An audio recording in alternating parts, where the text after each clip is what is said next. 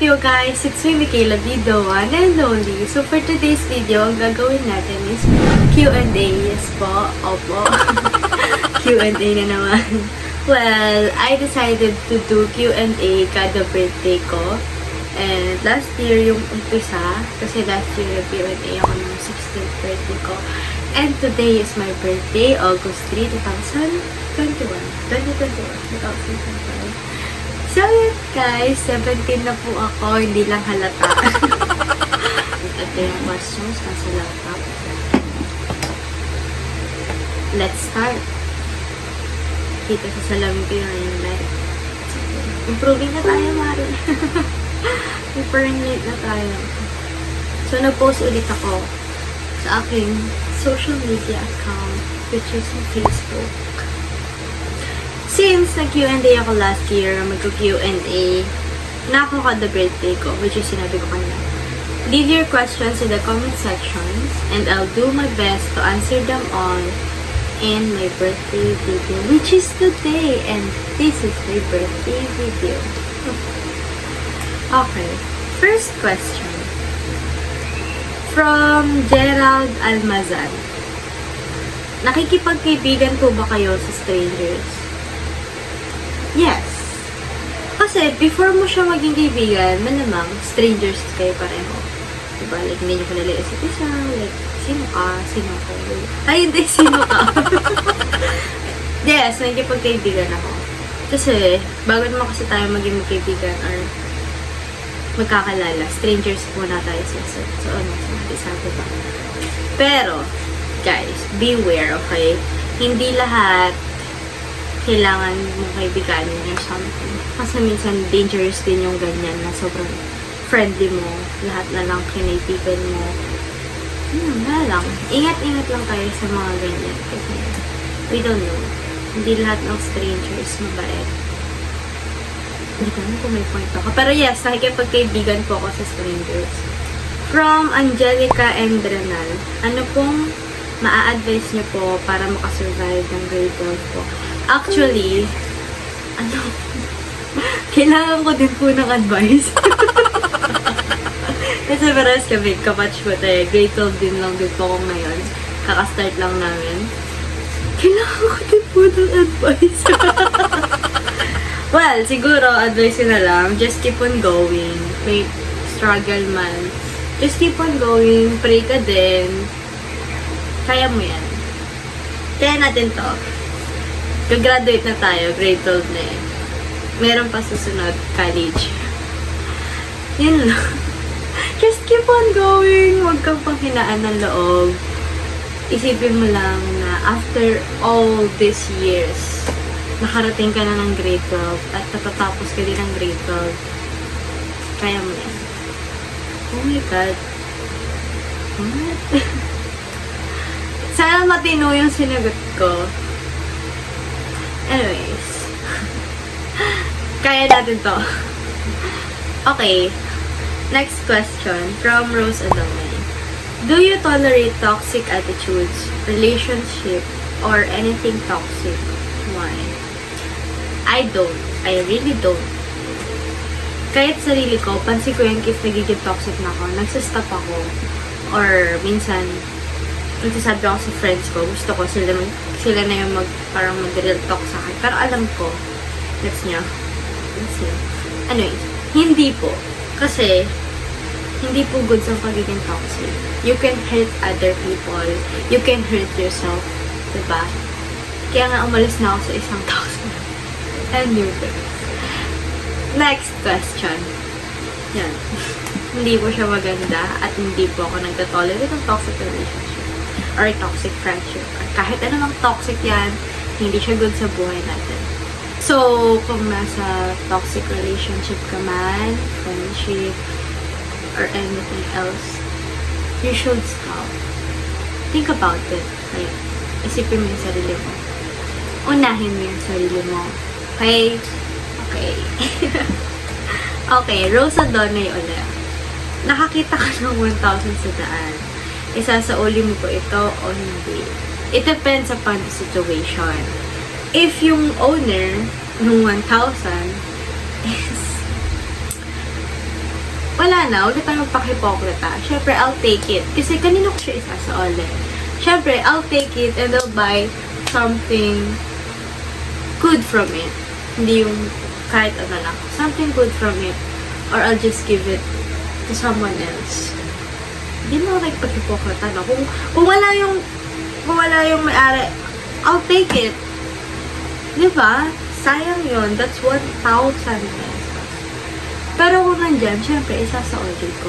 Pero kung makukuha ko siya, and yun, sabi ko nga, kung wala yung may-ari, hindi ko na siya naabutan, and hindi ko nadala yung may-ari, I'll buy something good from it, or I'll just give it to someone else. Next question. Bakit, yan Q&A, bakit ko daw pinili mag-Q&A? Kasi po, I have a best friend, guy best friend. Y'all know about him. Si Kian Cartanya. Shout out sa'yo. Siya lang, but minsan, or before pa, sa kanya ako nagtatanong ng content. So, sinabi niya sa akin, why don't you do Q&A? Kasi magaling ka naman mag-advise or something. Parang, magaling kasi ako mag-talk. I mean, nag-chat. Magaling kasi ako magsalita, pero I can't even apply on myself. Sometimes. Anyway, yun. Kaya Q&A. So, next. Parang applicable kasi siya sa buhay. Sa ginagawa ko, mas madali sa akin. Okay, next question. From Release Joy Cayetano. Anong klaseng kaibigan ka? Well, ako po yung klase ng kaibigan na mabait, syempre. Mabait po ako. One call away. Siguro. Basta pag message mo ko, nandiyan ako sa'yo. Hindi lang ako nakakapag-reply agad eh, no? Minsan kasi, may days na hindi din ako parang active, something like that. Alam niyo na yan. Prangka. Most of my friends yata, hindi nila gusto yung pagiging prangka ko kasi sobrang sakit ko talaga magsalita, sis. Hindi ko naman sinasabing kailangan mo tanggapin, pero it's up to you if you will apply it to yourself or kung gusto mo, if tatanggapin mo yung sinabi ko. Kung may mapapansin ako sa'yo na bad for you or mali yung ginagawa mo, I'll tell you agad. Or sometimes, nag-iisip pa ako ng tamang words to pull up kasi prangka nga ako. Ayoko makasakit. I can say harsh things to you para lang matauhan ka. Ganyan akong kaibigan. And please, wag kayong manawa sa akin kasi alam ko naman, pansin ko naman, may mga ayaw nang magkwento sa akin kasi minsan sobrang harsh ko nang magsalita, gano'n. Pero I understand, mahal ko pa rin kayo lahat. Ay, mali. Finger heart. Next question from Jang Menadiado.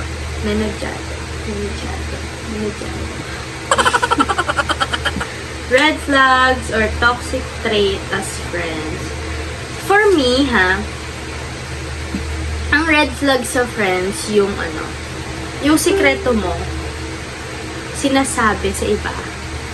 Like, kaya ko kasi sinabi sa yung secret na yan, kasi sa'yo ako bitiwala eh. Bakit malala? Parang, bakit kailangan mo sabihin sa kanya? Hindi ko naman sa kanya sinabi. Gets nyo? If yung secret, sinabi sa'yo, you should be responsible na hindi mo sabihin sa kahit na sinong tao. Kasi nga, pinagkatiwalaan ka niya, ikaw lang yung sinabihan niya. So, matik, na iniisip niya, ikaw lang talaga makakalam. Kasi sa'yo lang naman siya nagsabi, hindi naman sa iba. Another red flag din sa friendship, yung nagpapataasan. Like, nagkakainggitan, like that, na yung they don't respect your boundaries. Kasi, lahat naman tayo, may kanya-kanya na tayong life na yun. Minsan kasi may mga tao lang, or may mga friend lang na sa sobrang comfortable nila, hindi na nila naiisip na hindi na nila nang-re-respeto yung boundaries. Yun lang. Next. Jang Menadiado. By the way, happy birthday, aking mahal. Thank you so much, love. Next question. From Ronaldin Balatong. Ako pa ba ay kayang yakapin Ang init ng halik sa akin. Kanta ba to?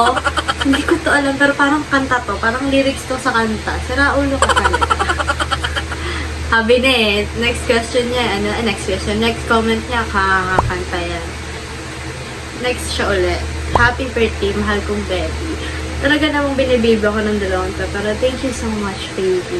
Baby, tawag ko ka sa kanya minsan. Next question from Kian Cartanio. What's your birthday wish? Hehe. Sana manotice ko ako. Para ulo. My birthday wish. Actually, I don't have a birthday wish. I mean, I really don't believe on birthday wishes kasi hindi siya nagkakatotoo siguro for me. Ewan ko lang. Ayoko lang. Wala talaga akong birthday wish. Yun na, wala akong birthday wish. Oo, na-notice sakit. Ito na. Sira ulo talaga. Shout out Kian Cartanio. Ang pogi mo, pero ang laki ng ulo mo. Last question. From Julie Ann Levine. Hi, how are you? Hi, Julie! So, how am I? I'm good. I'm good. Super good. I mean, I'm healing. I'm trying to heal from all the things I don't talk about. I'm healing. And I'm happy about it. Unti-unti. Unti-unti. Pero I'm good. Unti-unti, pero I'm good. So, yun. That's all for today, guys. Thank you all so much for watching. Thank you all so much for the birthday greetings, birthday wishes. Mahal ko kayo. Thank you all, guys. Sobrang solid nyo. Kita nyo dito. Like, kita nyo dyan. Ang daming bumati sa akin. From messages, to comments, to posts. Siyempre, hindi mawala yung mga kaibigan ko dyan. Na sobrang galing sa kalokohan. Thank you, guys. I had fun.